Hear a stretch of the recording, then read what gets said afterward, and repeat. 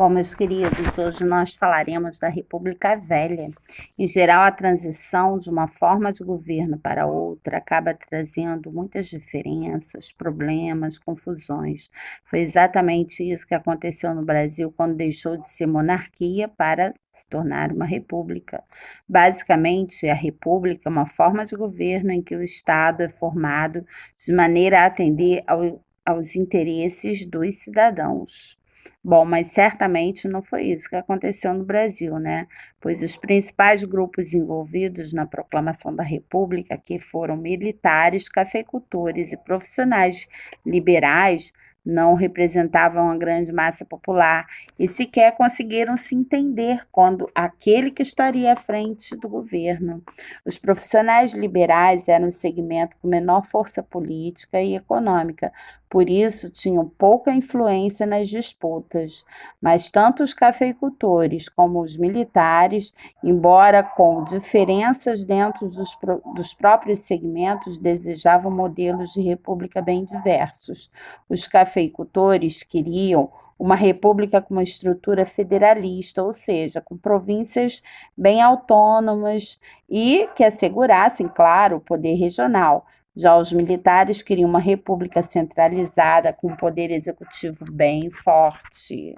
E devido ao tumulto no começo da implantação de uma nova forma de governo, os militares formavam, assim, o grupo que tinha condições de assumir o poder.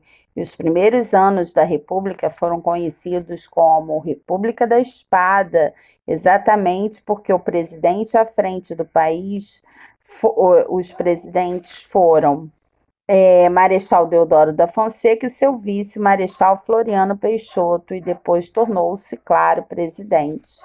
O governo Deodoro teve que tomar importantes medidas para manter a República. Houve a separação da Igreja e do Estado, o exílio da família real, a extinção das províncias, destituição dos governadores das províncias, extinção dos antigos partidos políticos também.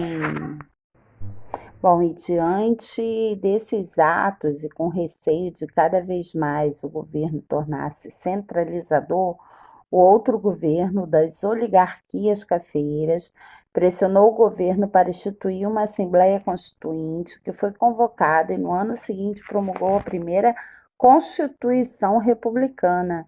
Nessa Constituição determinava que as províncias passassem a ser estados, adotava o princípio federativo, dando mais autonomia política e financeira aos estados, e fortalecia a separação e autonomia dos três poderes, além de adotar o presidencialismo como um mandato de 4 anos. No entanto, as disposições transitórias da Constituição previam eleições indiretas para o primeiro governo. Dessa forma, o presidente seria eleito de forma indireta, ou seja, indicado pelos deputados e senadores. E para eleger os deputados e senadores de cada estado, só podiam votar os homens alfabetizados e maiores de 21 anos. Como a situação econômica e social e também política acabou se agravando e os militares e civis republicanos não se entendiam de forma alguma, Deodoro da Fonseca tentou um golpe para manter-se no poder, decretando o fechamento do Congresso e o estado de sítio do país.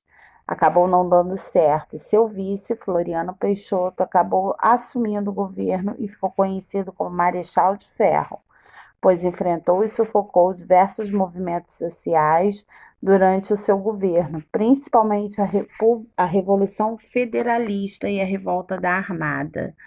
Bom, revoltas que tinham caráter político e basicamente disputavam mais espaço pelo poder.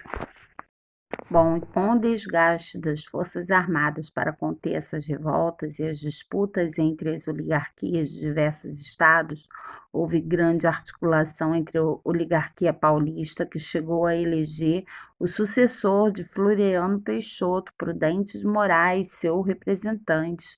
Começava a República com o civil à sua frente da presidência. Aliás, é importante ressaltar que a nova Constituição Constituição de 1891 estabelecia que o presidente seria escolhido pelo voto direto, e o primeiro candidato escolhido por voto direto para presidente foi Prudente de Moraes.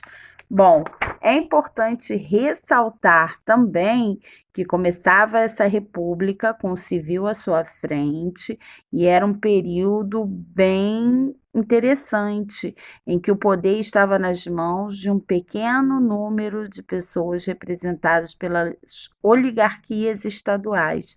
Prudente de Moraes, aliás, direcionou seu governo para dar autonomia aos estados e, por meio desta, garantir às oligarquias locais organizar a justiça e a polícia militar estadual, definir a legislação eleitoral, tomar empréstimos externos, implantar tributos, enfim, administrar o Estado de maneira que melhor lhe conviesse. E o povo continuava longe do poder. Mesmo trabalhando para a autonomia local, essa estrutura consolidou-se no governo do próximo presidente, que foi Campos Salles, claro, né? Por meio da política dos governadores e da política da valorização do café. Bom, e a política dos governadores consistia em troca de favores entre o governo federal e as oligarquias regionais. E acontecia da seguinte forma: as oligarquias regionais continuavam com o apoio dos coronéis, né, para eleger seus deputados e senadores, por meio do voto de cabresto. Bom, os coronéis mandavam as pessoas que dependiam deles e lhe deviam favores a votarem em seus candidatos.